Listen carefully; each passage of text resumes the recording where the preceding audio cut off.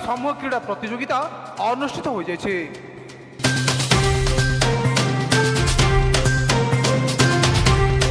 Vyasnagar शहरस्थित Vyasnagar stadium रे क्रोमनगर विद्यापीठ आयोजन रे आज मंडल स्तरीय विद्यालय समूह क्रीड़ा प्रतियोगिता अनुष्ठित हो जाइछे।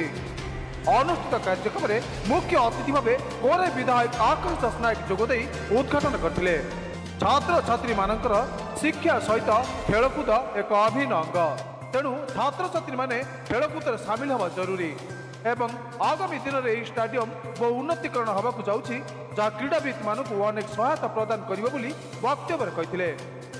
उक्त कार्यक्रम में कोराई मंडल शिक्षा अधिकारी सुदर्शन मल्लिक जोगदे राज्य सरकार छात्र छात्री मानक शिक्षा सहित अंतर्निहित प्रतिभा को जागृत करने और छात्र छात्री मानक उज्जवल भविष्य गढ़ी तोड़े एक अभिनव प्रयास कहवा सहित छात्र छात्री मानक उत्साह करी उज्जवल भविष्य कामना करथिले।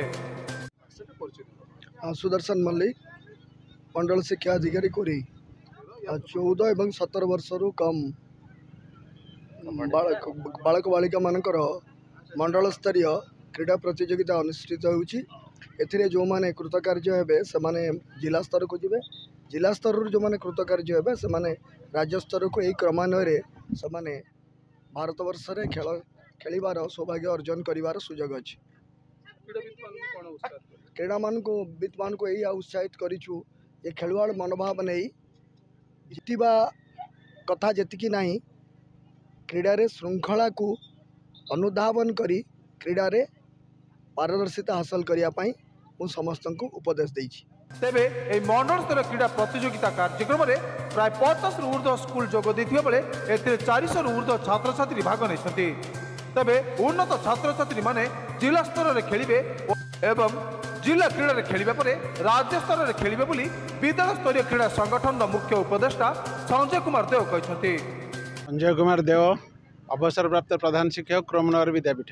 सर केमती को कार्यक्रम रहिছে आज क्रीड़ा आमर आज एवं आसंता काली 2 दिन धरी मंडल स्तरीय कोरे ब्लॉक मंडल स्तरीय 14 एवं 17 वर्ष कम बालक बालिका मानकर कबड्डी खो खो फुटबॉल एवं एथलेटिक्स प्रतियोगिता हेब। एथिरो जो माने कृतकार्य हेबे, जो माने प्रथम स्थान अधिकार करिवो, जो टीम बा एथलेटिक्स जो माने प्रथम स्थान अधिकार करिवे से माने जिला स्तर रे भाग नेबे। आज ये कार्यक्रम में आमर कोरेई मंडलर 55टी विद्यालय छात्र छात्री माने जो माने आमर सबजोन 4टी होइछि। गोटे है पछिकोट सबजोन, बैतरणी रोड, पाणीकोइली एवं व्यासनगर 4टी सबजोन पिला मानकु सबजोन स्तरीय क्रीड़ा प्रतियोगिता करी सेठारे तांको बछा होइछि एवं से जो माने भल कृतकार्य होइतिले सेमानकु आज नैकरी ब्लॉक स्तरीय कार्यक्रम कराउछि।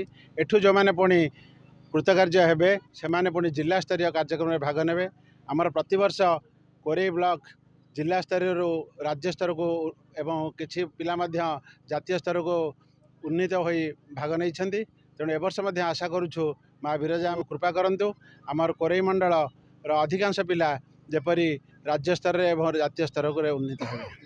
उक्त कार्यक्रम में विकास चंद्र साहू मंच परिचालना करथिबा बेले सम्मानित अतिथि भाव पौर अध्यक्ष सुभाष बल, जिला क्रीड़ा शिक्षा अधिकारी सविता नायक, मोहन कुमार ओझा, संजय दास, सत्य सुंदर बापात्र, रंजित मल्लिक, संबित महांती और बीएसके सामल प्रमुख जोग देथिबा बेले कोरेई ब्लॉक समस्त क्रीड़ा शिक्षक और शिक्षयित्री माने जोग देई खेल परिचालना करथिले। तेबे ए खेल दीर्घ 2 दिन धरी जारी रहिबो बोली कहै जायछि।